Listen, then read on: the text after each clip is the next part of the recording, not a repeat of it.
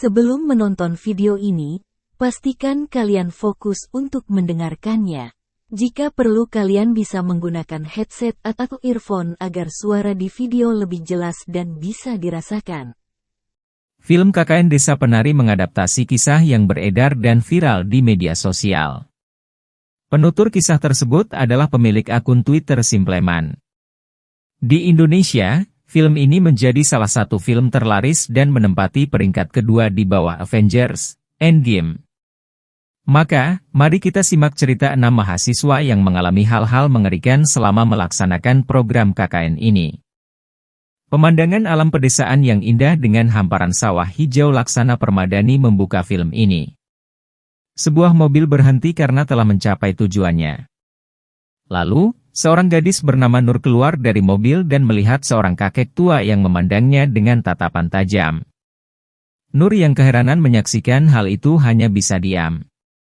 Kemudian, seorang gadis lain bernama Ayu keluar dari mobil dan menyadarkan Nur.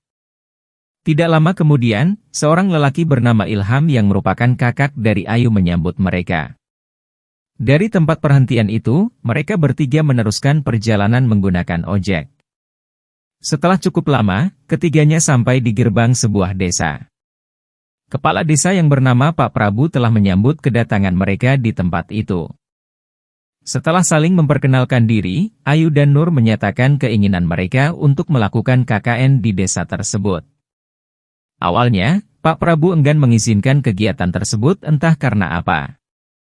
Namun, Ayu mengutarakan kembali keinginan mereka sebagai sekelompok mahasiswa dan berhasil meyakinkan beliau. Bersama Ilham dan Pak Prabu, kedua gadis tersebut melihat-lihat beberapa tempat di desa itu. Pak Prabu memperlihatkan sebuah kolam yang telah mengering di desa tersebut. Beliau menceritakan bahwa dulunya kolam itu merupakan tempat mandi bagi para penari di desa. Kemudian, Ayu memaparkan idenya untuk membuat kolam tersebut menjadi tempat yang memiliki fungsi bagi warga desa. Saat itu, Nur merasa pundaknya tiba-tiba menjadi berat. Ia juga melihat sesosok makhluk mengerikan dari balik pepohonan. Beberapa minggu kemudian, Ayu dan Nur kembali ke desa tersebut.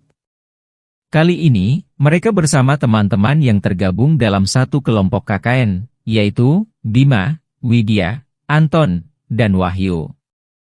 Ketika menempuh perjalanan menggunakan ojek, Widya yang berada paling belakang mendengar suara gamelan. Selain itu, ia juga melihat sesosok wanita berpakaian tradisional di kejauhan. Sesampainya di desa, Widya bertanya kepada Pak Prabu apakah ada desa lain di sekitar tempat mereka kini berada. Ia juga mengatakan bahwa ia mendengar suara gamelan seakan ada yang menggelar acara tradisional. Mendengar hal itu, raut wajah Pak Prabu tiba-tiba berubah. Namun, beliau berusaha terlihat tenang dan mengatakan mungkin Widya hanya salah mendengar sesuatu. Lalu, Pak Prabu mengantar para gadis untuk menginap di rumah Bu Sundari, sedangkan para lelaki akan menginap di tempat lain yang telah dipersiapkan. Malam pertama di desa tersebut, Widya yang tidak bisa tertidur melihat penampakan sosok nenek tua di sebelah Nur. Anehnya, nenek tersebut membelai kepala Nur yang tertidur pula seakan begitu menyayanginya. Bagi Widya, fenomena itu sebenarnya sangat menakutkan. Akan tetapi, ia hanya bisa diam dan menangis sambil mencoba sebisa mungkin untuk tidur. Keesokan harinya, Pak Prabu mengantar para mahasiswa tersebut untuk berkeliling desa. Mereka mengobservasi tempat-tempat yang mungkin akan menjadi target dari program kerja mereka.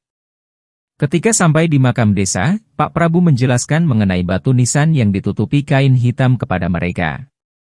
Tiba-tiba, Nur melihat sesosok genderuwo dengan mata merah menyala tengah menatap ke arah mereka.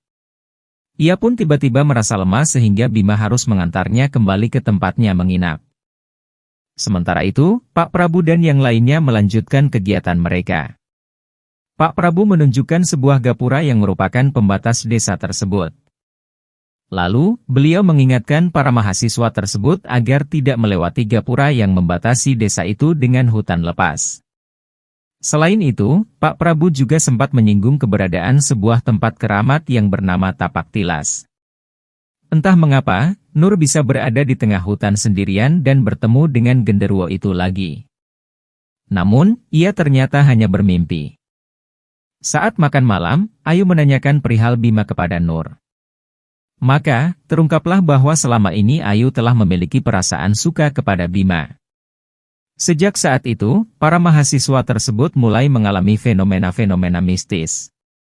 Nur dan Widya mendengar suara gamelan, kidung Jawa, dan melihat sosok penari tradisional berpakaian serba hijau saat mereka tengah bergantian untuk mandi. Ketika menemui Pak Prabu untuk mengeluhkan pengalamannya selama di desa, Nur juga bertemu dengan seorang lelaki tua bernama Mbah Buyut. Melalui Mbah Buyut itulah, Nur mengetahui keberadaan sesosok jin yang selalu menjaga dirinya. Kehadiran jin penjaga Nur itu telah membuat jin penghuni desa itu tidak nyaman. Ternyata, makhluk yang sering menampakkan dirinya kepada Nur adalah jin penunggu desa tersebut. Namun, setelah melakukan komunikasi dengan Mbah Buyut, jin penghuni desa itu pun berjanji tidak akan mengganggu Nur lagi. Malamnya, Nur dan Widya kembali mengalami fenomena mistis. Nur merasa melihat Widya tengah melilitkan seekor ular pada tubuhnya.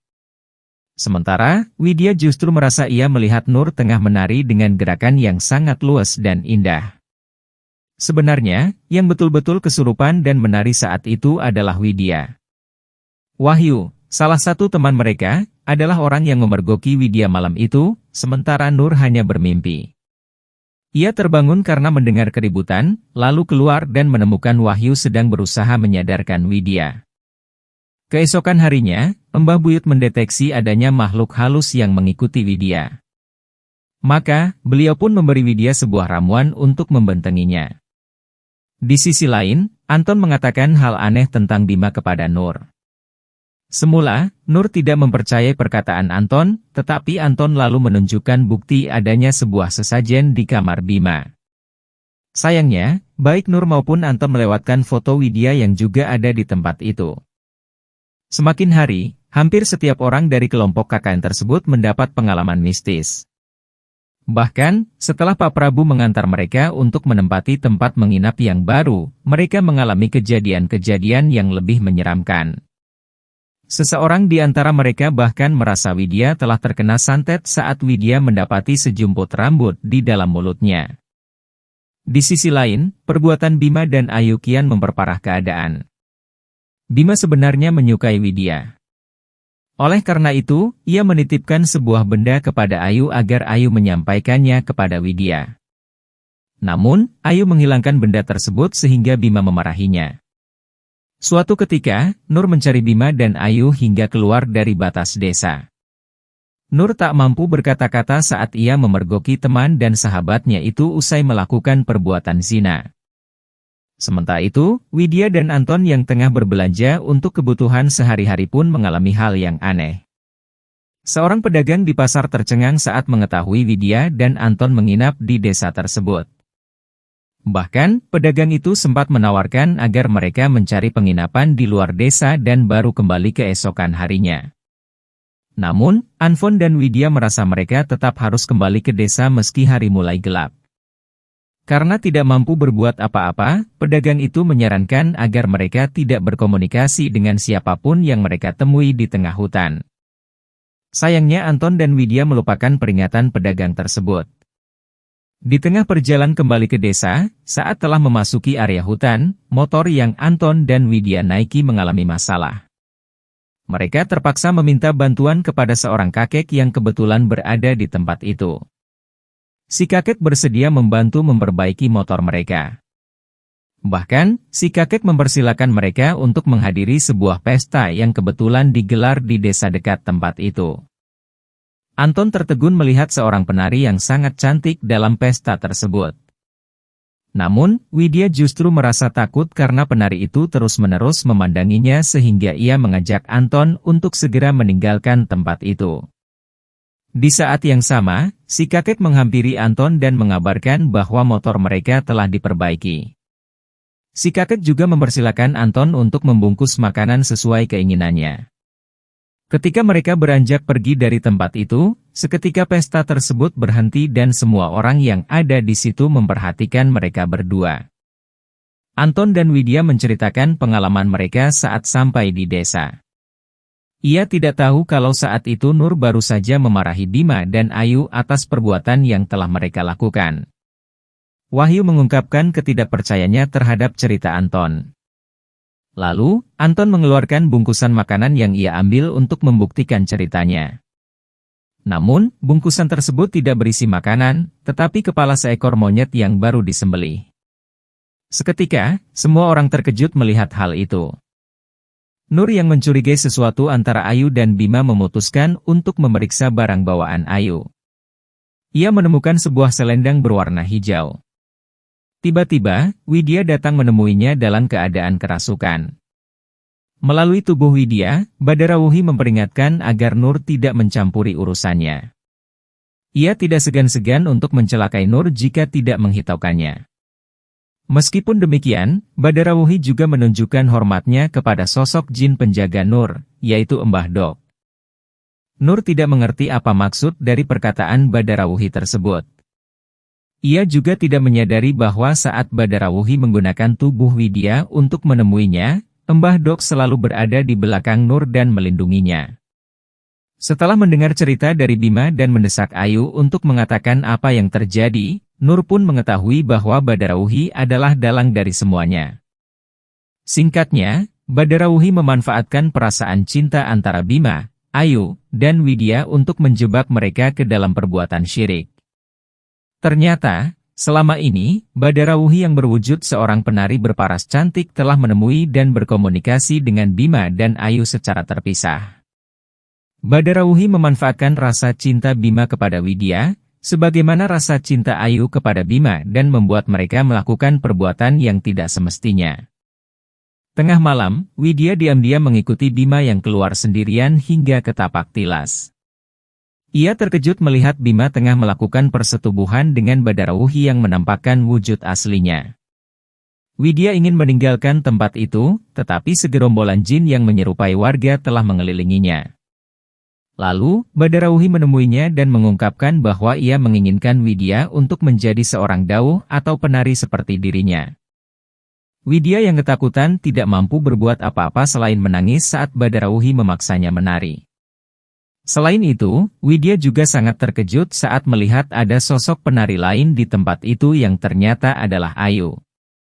Sementara itu, Nur yang terjaga mendapati Widya tidak ada di tempatnya mencoba membangunkan Ayu. Namun, Ayu telah berada dalam kondisi sekarat dan membuat Nur berteriak minta tolong. Bersama Anton dan Wahyu, Nur pun menceritakan semuanya kepada Pak Prabu. Anton dan Wahyu menyesalkan karena Nur tidak menceritakan hal itu kepada mereka. Sementara, Pak Prabu sendiri seolah putus harapan saat mengetahui apa yang terjadi. Meski demikian, ia tetap mengerahkan warga desa setempat untuk mencari Widya dan Bima. Mbah Buyut sebagai sesepuh desa pun tidak tinggal diam. Beliau memaparkan bagaimana cara Badarawuhi memengaruhi Bima dan Ayu untuk mendapatkan keinginannya. Lalu, Mbah Buyut meninggalkan Nur dan menjelma menjadi sosok anjing hitam untuk menjemput dan membawa Widya kembali. Widya yang mendengar suara anjing itu memiliki peluang untuk meninggalkan tapak tilas. Sayangnya, meski sangat ingin, ia tidak mampu berbuat apa-apa untuk menolong Ayu. Di sisi lain, warga desa telah menemukan keberadaan Bima. Sayangnya, sebagaimana Ayu, Bima pun telah berada dalam kondisi sekarat. Mbah Buyut menyesalkan kondisi Bima dan Ayu. Beliau menjelaskan bahwa saat ini kedua teman Nur itu tengah menanggung konsekuensi akibat mereka sendiri. Kini, jiwa keduanya tidak lagi berada dalam tubuh mereka, melainkan di alam jin. Badarawuhi telah menjadikan Bima sebagai pendampingnya. Ia juga menjadikan Ayu seorang dawuh yang akan terus menari hingga akhir hayatnya. Di akhir film, Nur dan kawan-kawannya meninggalkan desa tersebut.